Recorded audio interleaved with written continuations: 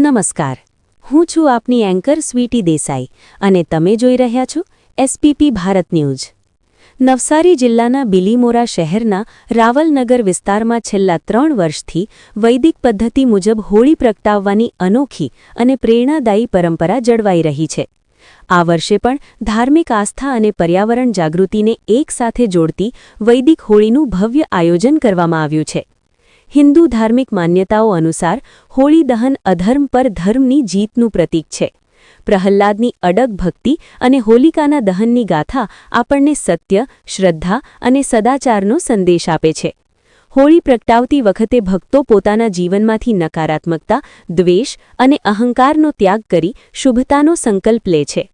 રાવલનગરમાં આયોજિત આ વૈદિક હોળીમાં અંદાજે 300 કિલો ગોબર સ્ટિક અને 1000થી વધુ છાણાનો ઉપયોગ કરવામાં આવ્યો છે।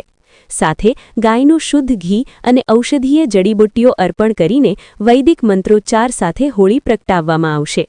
આયોજકોના જણાવ્યા મુજબ આ પદ્ધતિ હવા શુદ્ધિકરણમાં સહાયક બની પર્યાવરણને અનુકૂળ સાબિત થાય છે। હોળી બાદ ઉજવાતી ધૂળેટીનું પણ વિશેષ ધાર્મિક મહત્વ છે। ધૂળેટી પ્રેમ, એકતા અને આનંદનો તહેવાર છે। માન્યતા મુજબ ભગવાન શ્રી કૃષ્ણએ ગોકુળમાં રંગોત્સવ ઉજવ્યો હતો, જે ભક્તિ અને હર્ષોલ્લાસનું પ્રતીક માનવામાં આવે છે। ધૂળેટી જીવનમાં રંગો જેવી ખુશી અને સમરસતા લાવવાનો સંદેશ આપે છે। હોળી પછી તેની રાખને બીજે દિવસે ચાળી સંભાળવામાં આવશે।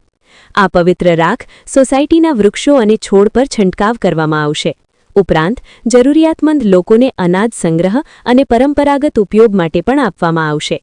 ધાર્મિક માન્યતા મુજબ હોળીની રાખ શુભ અને રક્ષણકારી માનવામાં આવે છે। આ સમગ્ર આયોજનમાં બિલીમોરા નગરપાલિકા તેમજ પર્યાવરણ સંરક્ષણ માટે કાર્યરત હરિયાલી ગ્રુપ ટ્રસ્ટનો સહયોગ પ્રાપ્ત થયો છે। સોસાયટીના પ્રમુખ, મંત્રી અને તમામ સભ્યો આ આયોજનને સફળ બનાવવા સતત પ્રયત્નશીલ છે। ખાસ વાત એ છે કે રાવલનગર સોસાયટી ગણપતિ ઉત્સવ પણ ઇકો ફ્રેન્ડલી રીતે ઉજવે છે, જે તેમની ધાર્મિકતા સાથે પર્યાવરણ પ્રત્યેની જવાબદારી દર્શાવે છે। આ પ્રસંગે સાઈલાલભાઈ દ્વારા હોળી પ્રગટાવવા માટે ઉપસ્થિત દરેક વ્યક્તિને ચકલીઘર અને પાણીના કુંડા ભેટ રૂપે આપવામાં આવશે, જેથી ઉનાળામાં પક્ષીઓને આશ્રય અને પાણી મળી રહે।